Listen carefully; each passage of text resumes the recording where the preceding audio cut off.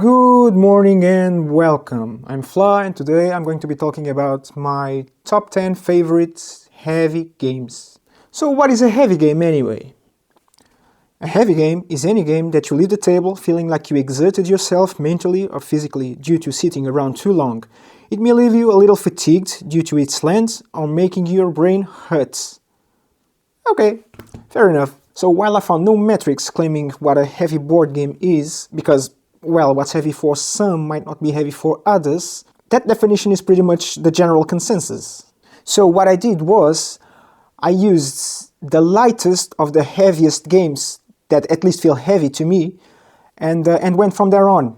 So if you don't know, there's a website called Board Game Geek that lists pretty much every board game in existence, and every board game has a complexity rating ranging from 1 to 5, in which 1 is a very simple game, not very complex at all, and 5 is a heavy rules game, very, very complex. So a 1 would be like a party game, and a 5 would be a war game. So I picked up from there, and I found out that for me, something with a complexity rating of 3.7 or above is heavy. So that's what my list is going to be. So anything higher than 3.7 or above. So let's get started. My number 10 is a brand new game. It is Wayfarers of the South Tigris, published by Garphill Games. This game is set in Baghdad, in a time back when people wanted to know the circumference of the Earth. So they would send explorers through land and by sea, and they would record their findings on their journals and report back to the people in charge, I guess. And that is what players will be doing in this game. You are an explorer and you have a caravan with you. You'll be exploring through land and by sea, and then looking at the stars and recording your findings on a journal to advance the game forward. And the rules are fairly simple, so on your turn you are either placing a die, a worker, and carrying out their actions, or you are resting. And the complexity mainly comes from the amount of choices that you have. It's ridiculous. So you start out by rolling a few dice, and those dice can be allocated to spots on your player board, mainly. But before that, you gotta look at your caravan, because it can manipulate your dice and grant bonuses. There's a lot to do in this game, but you'll mainly be collecting cards. Land cards to the left of your player board, sea cards to the right of your player board. By the end of the game, you'll have a huge panorama. Those cards will often give you tags. Tags are what will allow you to advance on the journal track. I really like this concept. It is a great game, although it is very new, that's why it sits at number 10 right now.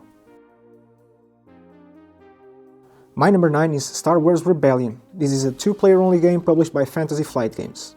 So this is basically Star Wars episodes 4, 5 and 6 cramped up into one huge box. And it's amazing. This is perhaps the most thematic game on this list. This is a cat and mouse style game, where one player takes the role of the Empire and the other player takes the role of the Rebels. So at the beginning of the game, the Rebel player will choose a planet to be its Rebel base. But the player playing the Empire doesn't know where this is. And this is a huge map, look at that.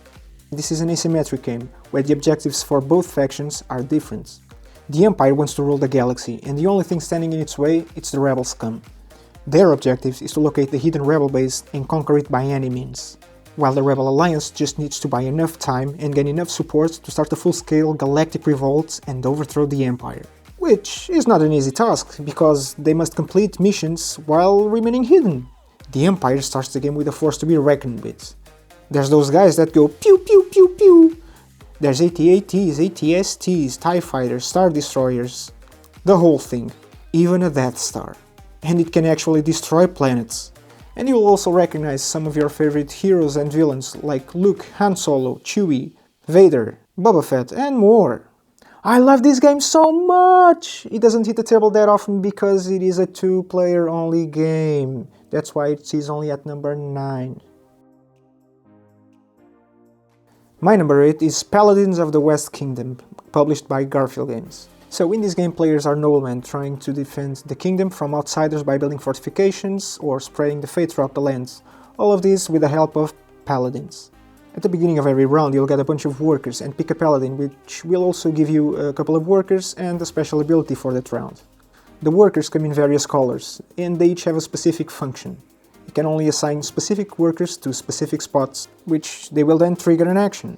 Throughout the game you'll be building outposts, commissioning monks, and dealing with outsiders, and there's actually two ways of doing this. You can either attack them, or you can convert them to your cause. All of these will grant you victory points by the end of the game. So this is your typical Eurogame where you get a bunch of workers and you assign them to spots and they give you something back in return, which you can then use for something else. Keep in mind that this is not a worker placement though. Although yeah, you do get a lot of workers, but this is more like a resource management game in which the workers are the resources and you are spending them to get actions, to get bonuses, whatever.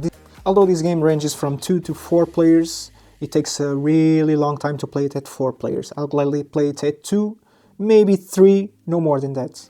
It's also a huge table hog though, although it may not seem because the boards are actually quite small, but there will be cards all around the boards, even your own player board, and it does take a lot of space. This game is such a brain burner. This is your typical solitaire Euro where you have a bunch of workers and you can actually plan ahead what you will be doing, but most of the times you can't actually foresee that with some actions you will actually get a few more workers to work with for that turn, and you go like, what do I do now with these extra workers? Anyway, overall it's a good game. At 2 players. My number 7 is Trickerion. Trickerion is published by Mindclash Games. In this game players are illusionists set in a steampunkish era. So in this game you'll be doing a little bit of everything. You'll be learning new tricks, which then you need to prepare them, you need to acquire the items needed to prepare them, and then you can perform them at the theater. So you're all players in this small town, and the town is divided into 3 main locations, basically. So there's downtown, and this is where you get more apprentices and specialists. You start the game with a couple of them and an apprentice. That apprentice gives you a special ability, and you also can get money in downtown because you need to pay the people that's working for you. They don't work for free, you know. And here is where you can also learn new tricks, and there's a ton of tricks with variable complexities. And then there's the market. This is where you get components for your tricks. So there's a display of components already in the market, which you can buy them, but if you're looking for a component that they don't have right now, you gotta order it for next week. You also have your own workshop, and that's where you prepare your tricks. Some tricks are more simple than others, and these require fewer and more simple components. Some are really complex and require more expensive components, which then may be performed at a theater. And performing a trick grants you fame and fortune. This game is so thematic. I really like the aspects where at the beginning of every round you have a bunch of assignment cards and you each assign one to each of your workers, and you're basically micromanaging what everyone will do. So this worker will go to the shop to get that component which I need to prepare this trick, which then this specialist and my magician will go to the theater to set up and perform the trick. Oh my word, I love that. Such a fantastic game. Number 7, Trickerion. My number 6 is Barrage. Barrage is a game set in the 1920s, where players are CEOs of their own company and are vying for hydroelectric power dominance.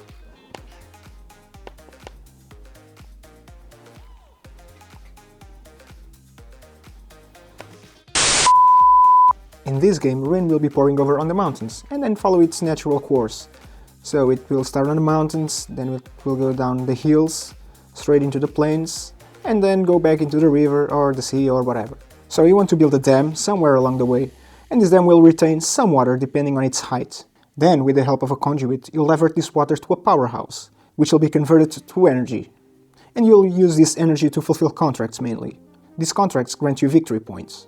The game's pretty thematic, so you're building dams to hold some water, and then you can convert that water into energy. It's really fun! Until someone builds a dam on top of yours. This means you'll have less or no water to work with from now on. Which means less energy, which means fewer points. You can decide to build your structures down on the plains where it's cheaper, but it means you will have less water to work with, or it may never reach you at all. On the other hand, building them on the mountains is way more expensive. But this is where the money is at. This game can be mean, so I went into this game thinking I would hate it due to how mean it can be. I usually tend to dislike those kind of games, but I love it! It's such a great game with clever mechanisms. Take the building action for example. To build something, you put machinery on this wheel, and every time you build something it spins around. So you're not spending the machinery, rather it's busy at the moment, and you'll only get it back when the wheel turns back and frees them. Barrage is such an amazing game. My number 5 is Great Western Trail. Great Western Trail is a game set in the 19th century where players are ranchers and they're herding their cattle from Texas down to Kansas City, where they'll be sending them off by train after that. So this game is a deck building rondel where players will be repeatedly delivering cattle in order to score points. So on the way to Kansas, you'll be passing through several buildings, and these buildings will help you do a series of things. From recruiting more people into your team, it will help you build other buildings, get more higher quality cattle, deal with some hazards and outlaws along the way, or help with the effectiveness of transporting your cattle. So when you get to Kansas City, you want to have a good array of good quality cattle to deliver. So the interaction in this game comes from other players' buildings being on the way. So you might want to take the longer route, passing through hazards, so you don't have to pay the other players. Or you can even build your own tech stand buildings in strategic spots on the boards, so players are forced to pay you when they go through there. It's a great fun game. My number 4 is Root. Root is a wargame disguised in a cute atmosphere. This is an asymmetric game. In this game you'll play one of the many factions vying for control of the forest. Each faction plays very differently and has its own unique mechanics. Each faction also has its own unique way of scoring points. But there are also a few ways common to everyone. By destroying buildings or tokens, or by crafting cards. Although there's combat in this game, it's not the main focus. I mean, some factions can actually win the game without even delving into combat. And this is what I love about this game. Despite the asymmetry, it is a well-balanced game.